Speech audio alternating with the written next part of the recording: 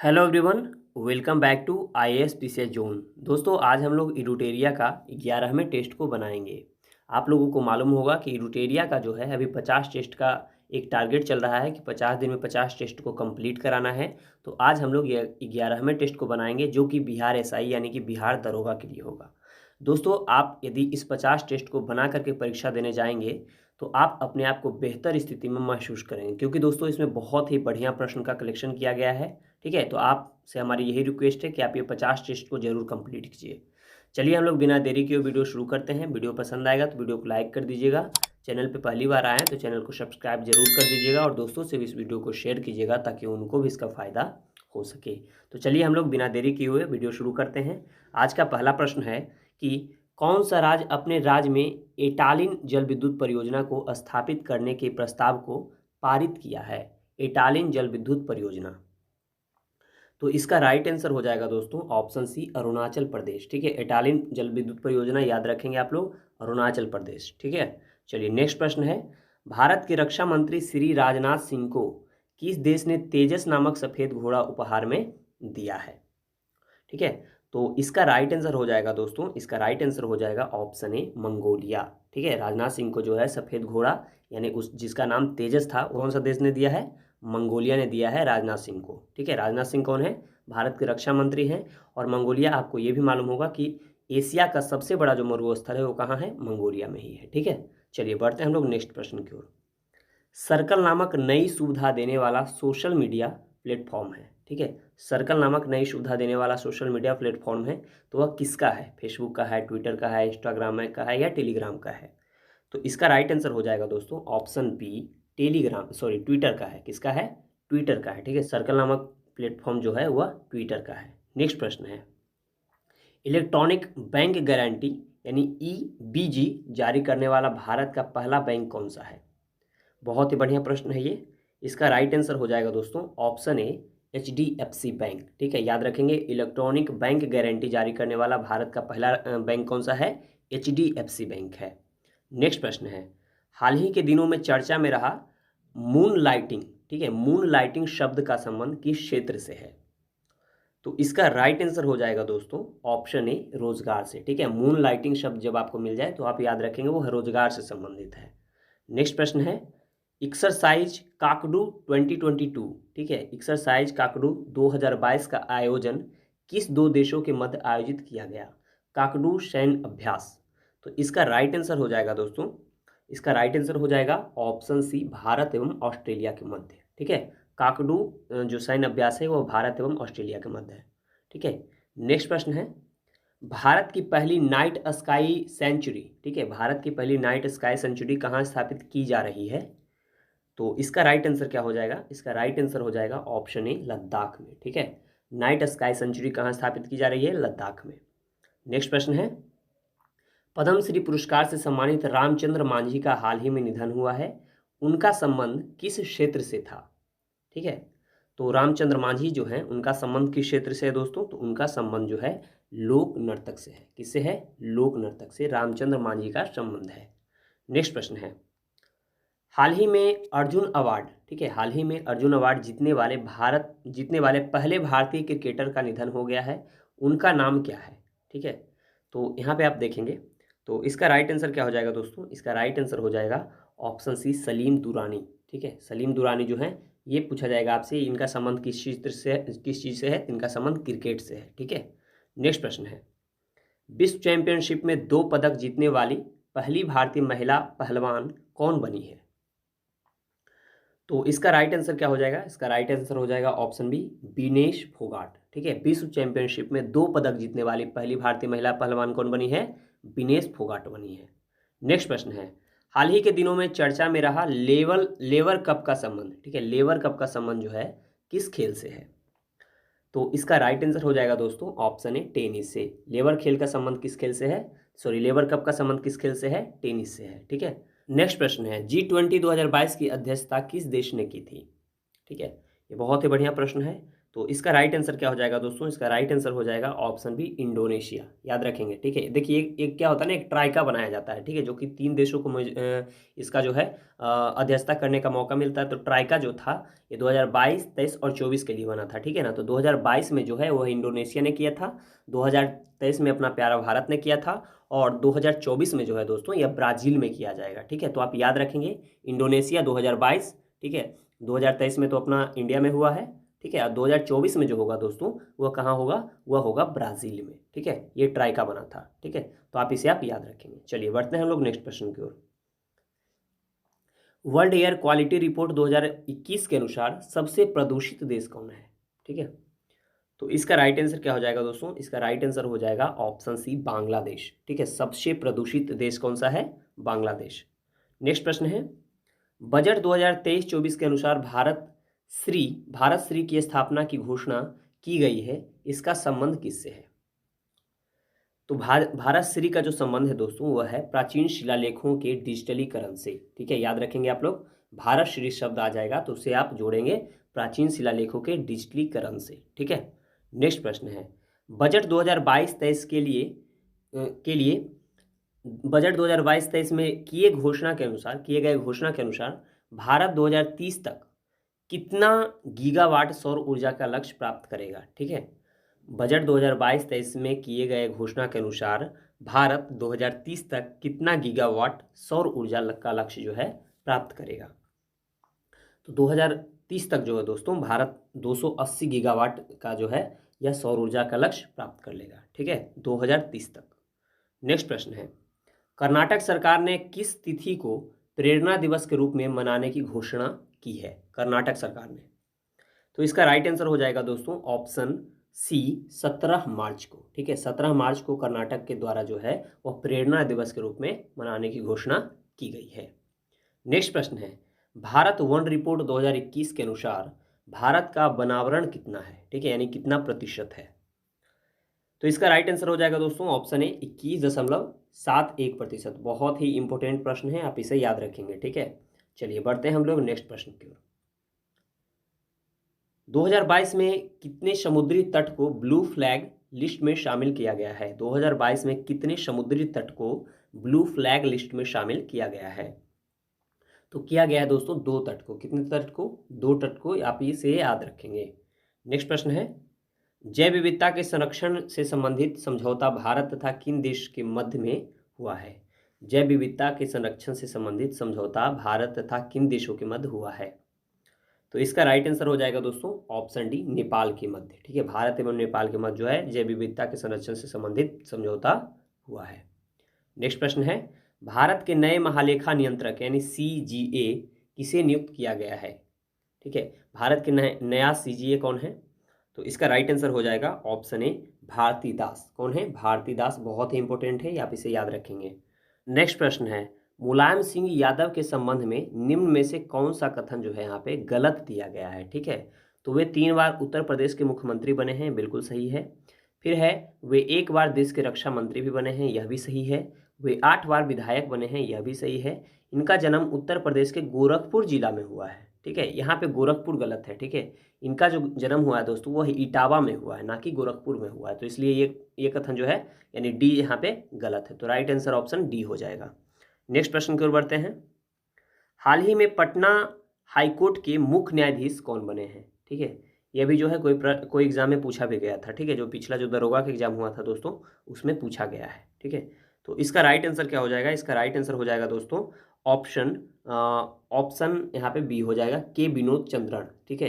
के विनोद चंद्रन जो है पटना हाईकोर्ट के मुख्य न्यायाधीश है, ठीक है। नेक्स्ट प्रश्न है, मैथिली भाषा के लिए साहित्य अकादमी पुरस्कार 2022 से सम्मानित किया गया है, ठीक है। तो मैथिली भाषा के लिए जो है किसे सम्मानित किया गया है दोस्तों? तो इसका राइट आंसर क्या हो जाएगा? इसका राइट आंसर हो जाएगा ऑप्शन सी अजीत आजाद को। किनको? अजीत आजाद को। मैथिली भाषा के लिए साहित्य अकादमी पुरस्कार 2022 से किसे सम्मानित किया गया है? अजीत आजाद को। नेक्स्ट प्रश्न है, 95वां यानी 95th ऑस्कर पुरस्कार के तहत सर्वश्रेष्ठ अभिनेता का अवार्ड किसे दिया गया है? ठीक है, या किसने जीता है? तो इसका राइट आंसर क्या हो जाएगा दोस्तों? इसका राइट आंसर हो जाएगा ऑप्शन ए ब्रेंडन फ्रेजर। किसने जीता है? ब्रेंडन फ्रेजर जो है 95वां ऑस्कर पुरस्कार जीता है। नेक्स्ट प्रश्न है, साहित्य के क्षेत्र में किसे नोबेल पुरस्कार 2022 से सम्मानित किया गया है? साहित्य के क्षेत्र में किसे नोबेल पुरस्कार 2022 से सम्मानित किया गया है? तो इसका राइट आंसर क्या हो जाएगा? इसका राइट आंसर हो जाएगा ऑप्शन ए, एनी एनॉक्स को। ठीक है, 2022 का साहित्य पुरस्कार किसे दिया गया था? एनी एनॉक्स को। नेक्स्ट प्रश्न है, पैडा पत्ती क्या है? पैडा पत्ती जो है वह पैडा पद्धति क्या है? तो इसका राइट आंसर हो जाएगा ऑप्शन बी, जंगल काटकर सूखने छोड़ देना जो है, ठीक है, सूखने के लिए छोड़ दिया जाता है उसको पैडा पत्ती बोलते हैं। ठीक है, नेक्स्ट प्रश्न है, महादेव पहाड़ी किसका भाग्य है? महादेव पहाड़ी जो है वह किसका भाग है? कौन से पहाड़ी का? तो इसका राइट आंसर हो जाएगा ऑप्शन बी, सतपुड़ा का भाग है। ठीक है, महादेव पहाड़ी जो है वह सतपुड़ा का भाग है। नेक्स्ट प्रश्न है, दक्कन का पठार किस काल में निर्मित हुआ था? ठीक है, तो इसका राइट आंसर हो जाएगा दोस्तों ऑप्शन सी, क्रिटेशियन काल में। ठीक है, क्रिटेशियस काल जो था उसी में दक्कन का पठार निर्मित हुआ था। नेक्स्ट प्रश्न है, यदि आपसे पूछ लिया जाए कि भारत में जो है सबसे पुरानी पठार कौन सी है, ठीक है, या सबसे पुरानी पर्वत यदि हम पूछ रहे तो कौन सा है दोस्तों? वह है अरावली, अरावली की पर्वत। ठीक है, आप इसे याद रखेंगे। चलिए नेक्स्ट प्रश्न की ओर बढ़ते हैं हम लोग। नेक्स्ट प्रश्न है, बिहार के कितने जिलों से होकर गंगा नदी जो है प्रवाहित होती है? बिहार के कितने जिलों से? तो यहाँ पे आप ध्यान देंगे, बिहार का जो है वह 12 जिला से गंगा नदी निकलती है। ठीक है, चलिए बढ़ते हैं हम लोग नेक्स्ट प्रश्न की ओर। भारत में एग्रो इकोलॉजिकल जोन्स की स्थापना कितनी है? ठीक है, भारत में एग्रो इकोलॉजिकल जोन्स की संख्या कितनी है? माफ कीजिएगा, संख्या यहाँ पूछा जा रहा है। ठीक है, तो यहाँ पे इसका राइट आंसर हो जाएगा दोस्तों ऑप्शन सी, 21 है। कितना है भारत में एग्रो इकोलॉजिकल जोन्स? कितना है? इकोलॉजिकल जोन्स कितना है? 21 है। नेक्स्ट प्रश्न है, प्रादेशिक विभाजन के दृष्टिकोण से नेपाल हिमालय की कुल कितनी लंबाई है? ठीक है, प्रादेशिक विभाजन के दृष्टि से नेपाल हिमालय जो है, नेपाल हिमालय की कुल लंबाई कितनी है? आपको मालूम होगा कि इसका जो लंबाई हो जाएगा दोस्तों, इसका राइट आंसर क्या हो जाएगा? इसका राइट आंसर यहाँ पे हो जाएगा ऑप्शन बी, 800 किलोमीटर। ठीक है, देखिए सबसे पहले कौन सा आता है? तो सबसे पहले आता है आपका पंजाब हिमालय। ठीक है, पंजाब हिमालय के बाद कौन सा आता है? पंजाब हिमालय के बाद आता है आपका कुमायूं हिमालय। कुमायूं हिमालय के बाद आता है नेपाल हिमालय। नेपाल हिमालय के बाद कौन सा आता है? उसके बाद आता है असम हिमालय। ठीक है, असम हिमालय आता है। तो आप इसे याद रखेंगे इस प्रकार। और सबसे लंबा जो है दोस्तों वह कौन सा है? वह अपना नेपाल हिमालय ही है। ठीक है, नेपाल हिमालय है। ओके, चलिए बढ़ते हैं हम लोग अगले प्रश्न की ओर। निम्न में से कौन सी झील राजस्थान में नहीं है? ठीक है, राजस्थान में नहीं है। तो यहाँ पे ध्यान देंगे, यहाँ पे जो है आप देख सकते हैं पिछोला झील, डिंडवाना झील और फतेह सागर, ये तीनों के तीनों जो है दोस्तों ये कहाँ है? यह राजस्थान में है, जबकि मानस झील राजस्थान में नहीं है। तो इसलिए राइट आंसर क्या हो जाएगा? ऑप्शन सी हो जाएगा। नेक्स्ट प्रश्न है, राष्ट्रीय जल संसाधन परिषद का गठन किस वर्ष किया गया था? राष्ट्रीय जल संसाधन परिषद का गठन जो है किस वर्ष किया गया था? तो इसका राइट आंसर हो जाएगा ऑप्शन डी, 1983 में। ठीक है, राष्ट्रीय जल संसाधन परिषद का गठन कब किया गया था? 1983 में। नेक्स्ट प्रश्न है, आर्यसभ्यता में मनुष्य के जीवन के आयु के आरोही क्रमानुसार निम्नलिखित चरणों में से कौन सा विकल्प सही है? ठीक है, तो यहाँ पे आप ध्यान देंगे, सबसे पहले क्या होगा? ब्रह्मचर्य होगा, उसके बाद गृहस्थ होगा, फिर वानप्रस्थ होगा और सबसे अंत में संन्यास हो जाएगा। ठीक है, तो इसका राइट आंसर क्या होगा? ऑप्शन ए, ब्रह्मचर्य, गृहस्थ, वानप्रस्थ और संन्यास। नेक्स्ट प्रश्न की ओर बढ़ते हैं। गुप्त वंश के किस शासक को लिच्छवी दोहित्री कहते हैं? ठीक है, लिच्छवी दोहित्री। तो इसका राइट आंसर हो जाएगा ऑप्शन सी, समुद्रगुप्त को। ठीक है, समुद्रगुप्त को जो है वह लिच्छवी दोहित्री कहते हैं। नेक्स्ट प्रश्न है, महाबलीपुरम के सप्त पैगोडा किसके द्वारा संरक्षित कला के साक्षी है? ठीक है, महाबलीपुरम के सप्त पैगोडा किसके द्वारा संरक्षित कला के साक्षी है? तो इसका राइट आंसर हो जाएगा ऑप्शन डी, पल्लवों का। ठीक है, नेक्स्ट प्रश्न की ओर बढ़ते हैं। दिल्ली के सुल्तान का पद संभालने से पहले बलबन किस सुल्तान का प्रधानमंत्री था? ठीक है, तो यहाँ पे इसका राइट आंसर हो जाएगा दोस्तों ऑप्शन डी, नसरुद्दीन मोहम्मद का। ठीक है, किसका था? नसरुद्दीन मोहम्मद का था। नेक्स्ट प्रश्न की ओर बढ़ते हैं। निम्नलिखित में से कौन सा यहाँ पे जो है सही सुमेलित है? ठीक है, तो आपको यहाँ पे देखना है। तो सबसे पहले दिया गया है कि शेख निजामुद्दीन औलिया जो है चिश्तिया संप्रदाय से थे, बिल्कुल सही है। बहाउद्दीन जकारिया सुहरावर्दी संप्रदाय से थे, यह भी सही है। म्यांमीर जो है कादरी सिलसिला से था, यह भी सही है।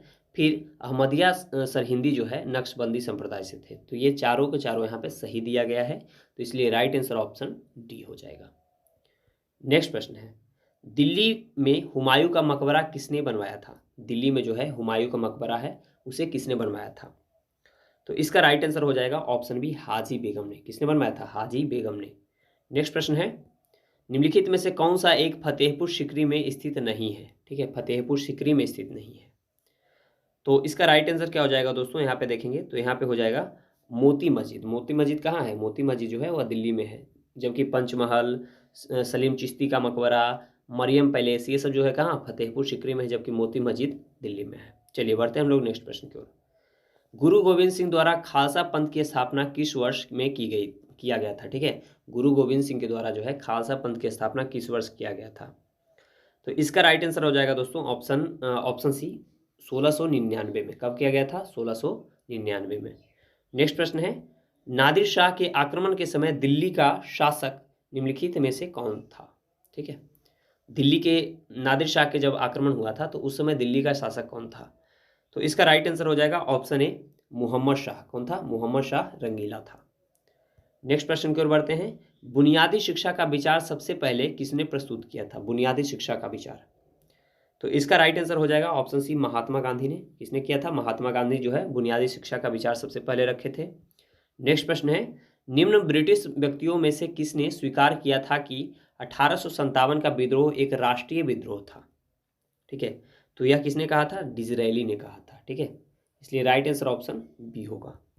नेक्स्ट प्रश्न है, कौन से गोलमेज सम्मेलन में महात्मा गांधी ने भाग लिया था? ठीक है, तो आपको मालूम होगा कि द्वितीय गोलमेज जो सम्मेलन था उसमें महात्मा गांधी ने भाग लिया था। तो प्रथम गोलमेज सम्मेलन जो है 1930 में हुआ था, द्वितीय 1931 में हुआ था, तो इसलिए ये राइट इसका आंसर हो जाएगा ऑप्शन बी। नेक्स्ट प्रश्न की ओर बढ़ते हैं, संविधान बनाते समय निम्नलिखित में से कौन सा आदर्श प्रस्तावना में शामिल नहीं किया गया था? ठीक है, प्रस्तावना में शामिल नहीं किया गया था, उसको बाद में जो है जोड़ा गया। ठीक है, तो यहाँ पे आप याद रखेंगे इसका राइट आंसर क्या हो जाएगा? यहाँ हो जाएगा राइट आंसर ऑप्शन सी। ठीक है, ओके, आपको ये कमेंट बॉक्स में बताना है कि समाजवादी जो है ये 3 शब्द उसमें जोड़े गए थे। ठीक है, तो तीनों शब्द जो है कौन से संविधान संशोधन के द्वारा जोड़ा गया था, आप कमेंट बॉक्स में छाप दीजिए। चलिए बढ़ते हैं हम लोग नेक्स्ट प्रश्न की ओर। संपत्ति के अधिकार को मौलिक अधिकारों की सूची से किसके शासनकाल के दौरान जो है हटाया गया था? तो इसका राइट आंसर क्या हो जाएगा दोस्तों? इसका राइट आंसर हो जाएगा ऑप्शन बी, मोरारजी देसाई सरकार के समय। ठीक है, संपत्ति के अधिकार को जो है मौलिक अधिकार की सूची से किसके शासनकाल में हटाया गया था? मोरारजी देसाई के शासनकाल में। नेक्स्ट प्रश्न है, पहले वित्त आयोग का गठन कब हुआ था? पहले वित्त आयोग का गठन, तो इसका राइट आंसर हो जाएगा ऑप्शन बी, 1951 में। याद रखेंगे, बहुत इंपॉर्टेंट प्रश्न है, पहले वित्त आयोग का गठन 1951 में। नेक्स्ट प्रश्न है, भारत के राष्ट्रपति के पास आपात अधिकार है। ठीक है, कितने प्रकार का जो है आपात अधिकार प्राप्त है? तो इसका राइट आंसर क्या हो जाएगा दोस्तों? इसका राइट आंसर हो जाएगा ऑप्शन डी, 3 प्रकार के आपातकाल उनके पास जो है मौजूद है। नेक्स्ट प्रश्न है, भारत में सरकार की संसदीय प्रणाली कहाँ से ग्रहण की गई है? ठीक है, संसदीय प्रणाली बहुत ईजी प्रश्न है। इसका राइट आंसर क्या हो जाएगा? ऑप्शन सी, ब्रिटिश संविधान से, क्योंकि ब्रिटिश संविधान की ही जो है ब्रिटिश संविधान से ही इंस्पायर होकर के, क्योंकि हमारे देश में जो है वह संसदीय प्रणाली ही शुरू से ही चलता आ रहा था, तो इसलिए हम लोग जो है अध्यक्षात्मक के जगह संसदीय प्रणाली को ही अपना लिया। ठीक है, तो यह जो है ब्रिटेन के संविधान से लिया गया। नेक्स्ट प्रश्न है, लोकसभा में किसी विधेयक को धन विधेयक के रूप में प्रमाणित कौन करता है? ठीक है, तो इसका राइट आंसर हो जाएगा ऑप्शन डी, लोकसभा अध्यक्ष करेगा। कौन करेगा? लोकसभा अध्यक्ष करेगा कि यह धन विधेयक है कि नहीं है। नेक्स्ट प्रश्न है, भारत के संविधान की कौन सी अनुसूची जो है राज्यसभा में सीटों के बंटवारे का निर्धारण करती है? तो यहाँ पे राइट आंसर हो जाएगा दोस्तों ऑप्शन बी, चौथी अनुसूची। कौन सा हो जाएगा? चौथी अनुसूची हो जाएगा। ठीक है, चौथी अनुसूची में जो है राज्यसभा में सीटों के जो है आवंटन की बात की गई है। नेक्स्ट प्रश्न है, उच्चतम न्यायालय के सेवानिवृत्त न्यायाधीशों के लिए कहाँ पर वकालत करने की मनाही है? ठीक है, तो इसका राइट आंसर क्या हो जाएगा दोस्तों? इसका राइट आंसर हो जाएगा ऑप्शन बी, भारत के किसी भी न्यायालय में। ठीक है, फिर वो भारत के किसी भी न्यायालय में वकालत नहीं कर सकते हैं। नेक्स्ट प्रश्न है, निम्नलिखित में से किस समिति की रिपोर्ट में लोकपाल और लोकायुक्त संस्थाओं की स्थापना की सिफारिश की गई थी? तो इसका राइट आंसर हो जाएगा ऑप्शन ए, प्रथम प्रशासनिक सुधार समिति के द्वारा, ठीक है। प्रथम प्रशासनिक सुधार समिति के द्वारा जो है लोकपाल और लोकायुक्त नियुक्त जो है संस्थाओं की स्थापना की बात की गई थी। नेक्स्ट प्रश्न है, भारतीय संविधान के किस अनुच्छेद में मुख्यमंत्री के कार्यों को परिभाषित किया गया है? ठीक है, मुख्यमंत्री के कार्यों को परिभाषित किया गया है। तो इसका राइट आंसर क्या हो जाएगा? इसका राइट आंसर हो जाएगा 167 अनुच्छेद में, यानी 167 जो है अनुच्छेद है उसमें मुख्यमंत्री के कार्यों को परिभाषित किया गया है। नेक्स्ट प्रश्न है, मोहिनी अट्टम नृत्य का विकास जो है निम्नलिखित में से मूलतः किस राज्य में हुआ है? मोहिनी अट्टम नृत्य का विकास, ठीक है। तो इसका राइट आंसर क्या हो जाएगा? इसका राइट आंसर हो जाएगा ऑप्शन सी, केरल में, मोहिनी अट्टम केरल। नेक्स्ट प्रश्न है, पोत निर्माण यार्ड मंझगांव डाक शिपयार्ड कहाँ स्थित है? मंझगांव, ठीक है। चलिए, तो इसका राइट आंसर क्या हो जाएगा? इसका राइट आंसर हो जाएगा ऑप्शन सी, महाराष्ट्र में। मंझगांव कहाँ है? महाराष्ट्र में है। नेक्स्ट प्रश्न है, केंद्रीय खाद्य प्रौद्योगिकी और अनुसंधान संस्थान कहाँ पर स्थित है? केंद्रीय खाद्य प्रौद्योगिकी और अनुसंधान संस्थान, इसका राइट आंसर हो जाएगा ऑप्शन सी, मैसूर में। कहाँ है? मैसूर में है। नेक्स्ट प्रश्न की ओर बढ़ते हैं, केंद्रीय मृदा संरक्षण बोर्ड की स्थापना जो है कब की गई थी? केंद्रीय मृदा संरक्षण बोर्ड, तो इसका राइट आंसर हो जाएगा ऑप्शन ए, 1953 में। केंद्रीय मृदा संरक्षण बोर्ड की स्थापना 1953 में। नेक्स्ट प्रश्न है, निम्न में से किस देश के संसद का नाम जो है राष्ट्रीय पंचायत है? ठीक है, राष्ट्रीय पंचायत, बहुत इंपॉर्टेंट प्रश्न है। इसका राइट आंसर हो जाएगा ऑप्शन ए, नेपाल का। ठीक है, नेपाल के संसद का नाम क्या है? राष्ट्रीय पंचायत है। नेक्स्ट प्रश्न है, कार्टाजेना प्रोटोकॉल का संबंध किससे है? कार्टाजेना जो प्रोटोकॉल था उसका संबंध किस क्षेत्र से है? तो कार्टाजेना जो प्रोटोकॉल था दोस्तों, उसका संबंध था जैव सुरक्षा समझौता से। ठीक है, वहीं पे जो है जैविक सुरक्षा को लेकर के समझौता हुआ था। नेक्स्ट प्रश्न है, गैस जो धान के खेत में उत्सर्जित होती है तथा भूमि के तापमान में वृद्धि करती है, वह कौन सी गैस है? इसका राइट आंसर हो जाएगा ऑप्शन डी, मीथेन गैस। ठीक है, मीथेन गैस। नेक्स्ट प्रश्न है, यहाँ आपसे प्रश्न पूछा जाएगा कि धान की खेती में, धान की जो खेत होता है उसमें कौन सी गैस रिलीज होती है? तो वह होती है मीथेन गैस। ठीक है। नेक्स्ट प्रश्न है, जलवायु परिवर्तन का कारण क्या है? तो जलवायु परिवर्तन का कारण यहाँ पे देखेंगे ग्रीन हाउस गैस भी हो जाएगा, ओजोन परत का क्षरण भी हो जाएगा और प्रदूषण भी हो जाएगा। ठीक है, तो इसलिए राइट आंसर ऑप्शन डी होगा। नेक्स्ट प्रश्न है, विश्व जैव विविधता दिवस कब मनाया जाता है? विश्व जैव विविधता दिवस जो है कब मनाया जाता है? बहुत इंपॉर्टेंट प्रश्न है। इसका राइट आंसर हो जाएगा ऑप्शन बी, 22 मई को। ठीक है, विश्व जैव विविधता दिवस 22 मई को मनाया जाता है। नेक्स्ट प्रश्न है, निम्नलिखित राज्यों में से किसने भारत की सबसे बड़ी अंतर्देशीय लवणीय आर्द्रभूमि है? निम्नलिखित में से किस राज्य में जो है भारत की सबसे बड़ी अंतर्देशीय लवणीय आर्द्रभूमि है? इसका राइट आंसर हो जाएगा ऑप्शन ए, गुजरात में। कहाँ है? गुजरात में। नेक्स्ट प्रश्न है, निम्नलिखित में से किस राशि के लिए कोई मात्रक नहीं है? कौन सी राशि है जिसका कोई भी मात्रक नहीं है? तो इसका राइट आंसर यहाँ पे क्या हो जाएगा? इसका राइट आंसर हो जाएगा ऑप्शन डी, अपेक्षिक घनत्व का। अपेक्षिक घनत्व का कोई भी राशि नहीं है। नेक्स्ट प्रश्न है, निम्नलिखित में से किस मामले में कोई कार्य नहीं होता है? निम्नलिखित में से किस मामले में कोई कार्य यहाँ पे नहीं होता है? ठीक है, तो इसका राइट आंसर हो जाएगा, एक गधा अपनी पीठ पर वजन लेकर चल रहा है, यह कोई कार्य नहीं होगा। ठीक है, चलिए बढ़ते हैं हम लोग नेक्स्ट प्रश्न की ओर। किसी संकुचित स्प्रिंग में सामान्य लंबाई के स्प्रिंग से अधिक ऊर्जा होती है क्योंकि स्प्रिंग संकुचित होने के कारण इसमें निम्न में से कौन सी ऊर्जा निहित होती है? तो यहाँ पे देखेंगे आप, इसमें कौन सी ऊर्जा होगी? स्थितिज ऊर्जा होगी। ठीक है, स्प्रिंग में कौन सी ऊर्जा? स्थितिज ऊर्जा।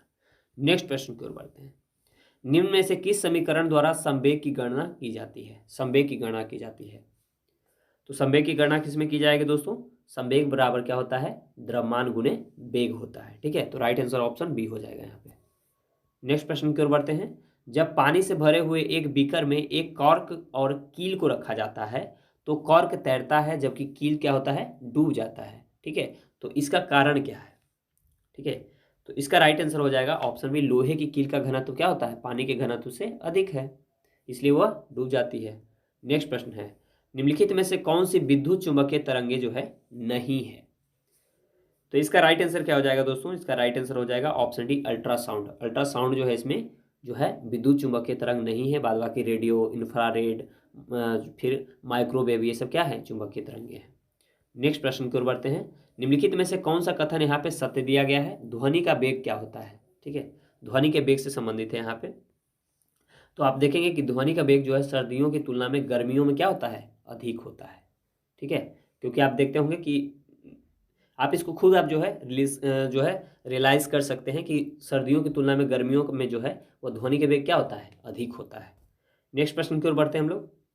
जब प्रकाश एक सघन माध्यम से विरल माध्यम में प्रवेश करता है तो इसकी गति पर क्या प्रभाव पड़ता है? ठीक है, इसका राइट आंसर क्या हो जाएगा दोस्तों? इसका राइट आंसर हो जाएगा ऑप्शन ए, क्या हो जाएगा? बढ़ जाएगा। ठीक है, नेक्स्ट प्रश्न की ओर बढ़ते हैं। किसी यौगिक की सबसे छोटी संभव इकाई को क्या कहा जाता है? किसी यौगिक की सबसे छोटी संभव इकाई को, तो सबसे छोटी संभव इकाई को क्या कहेंगे? अणु कहते हैं।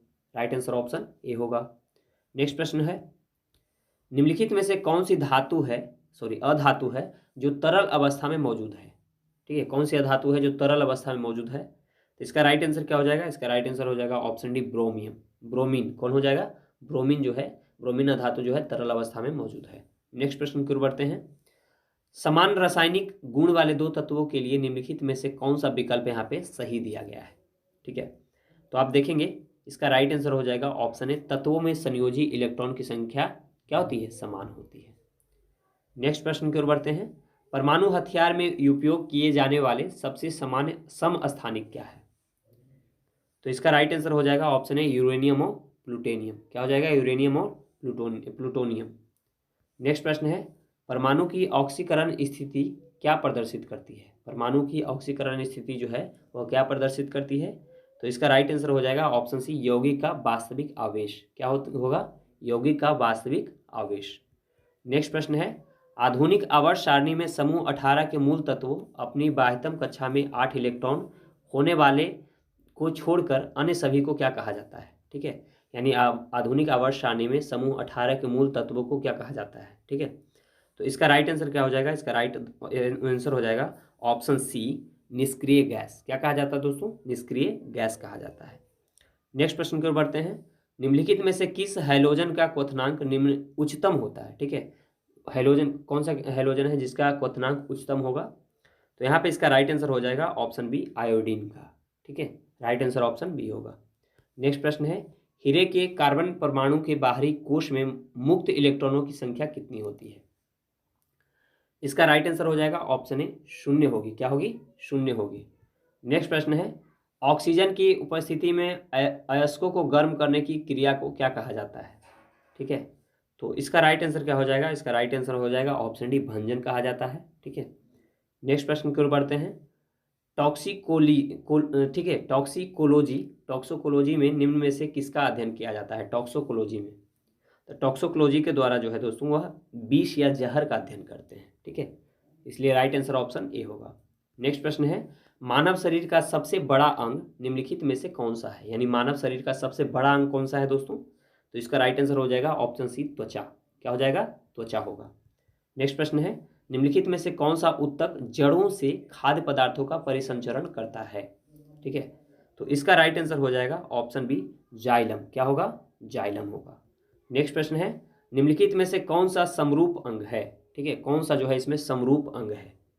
तो यहाँ पर इसका राइट आंसर हो जाएगा यहाँ पे राइट आंसर हो जाएगा ऑप्शन डी, लॉबस्टर की पूंछ और व्हेल का फॉल। यहाँ पे जो है ये क्या है? समरूप है। नेक्स्ट प्रश्न की ओर बढ़ते हैं। निम्नलिखित में से कौन सा जीव जो है मुकुलन द्वारा प्रजनन नहीं करता है? मुकुलन के द्वारा जो है प्रजनन नहीं करता है, तो इसका राइट आंसर हो जाएगा ऑप्शन डी, एनिलीडा। क्या हो जाएगा?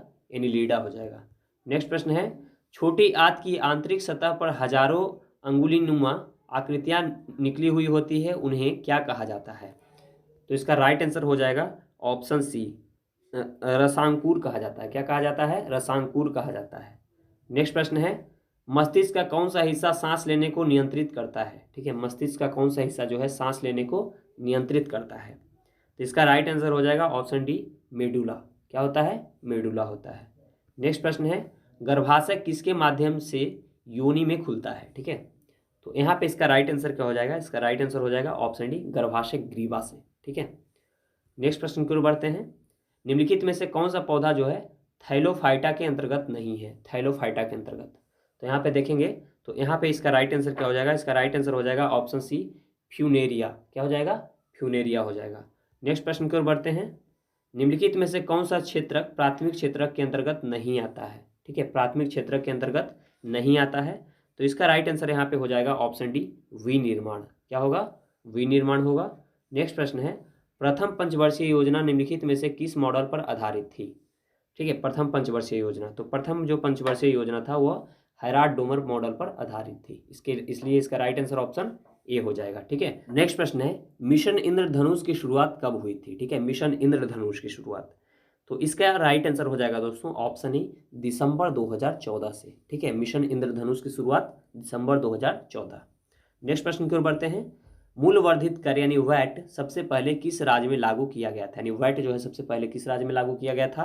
तो इसका राइट आंसर हो जाएगा ऑप्शन ए, हरियाणा में। कहाँ किया गया था? हरियाणा में। ठीक है दोस्तों, अब लास्ट का जो 5 प्रश्न है यह गणित का है, आप इसे सॉल्व कर लेंगे। यहाँ मैं इसका जो करेक्ट आंसर है उसे मैं टिक कर देता हूँ। ठीक है, देखिए 96 को जब 96 नंबर प्रश्न को जब आप सॉल्व करेंगे तो इसका राइट आंसर हो जाएगा ऑप्शन बी आएगा। ठीक है, 3000 रुपया। कितना आएगा? 3000 रुपया। चलिए बढ़ते हैं हम लोग नेक्स्ट प्रश्न की ओर। 97 जो है, जब 97 नंबर प्रश्न को आप सॉल्व करेंगे दोस्तों, तो इसका राइट जो आंसर आएगा वो आएगा 100। कितना आएगा? 100 आएगा। फिर जब आप 98 नंबर प्रश्न को सॉल्व करेंगे तो इसका राइट आंसर आ जाएगा 60 ईयर, यानी 60 साल। 99 नंबर प्रश्न को जब आप सॉल्व करेंगे दोस्तों तो इसका राइट आंसर आएगा 30। कितना आएगा? 30 आएगा। और 100 नंबर प्रश्न को जब आप सॉल्व करेंगे तो इसका राइट आंसर आ जाएगा 2 टॉफियाँ। कितना आएगी? 2 टॉफियाँ। ठीक है, तो इस प्रकार हम लोगों ने 100 प्रश्न को यहाँ पे बनाया है, और आपका इसमें कितना प्रश्न सही हुआ है कमेंट बॉक्स में ज़रूर बताएंगे। ठीक है, चलिए मिलते हैं हम लोग अगले वीडियो में। अपना ख्याल रखें, पढ़ाई करते रहें। जय हिंद।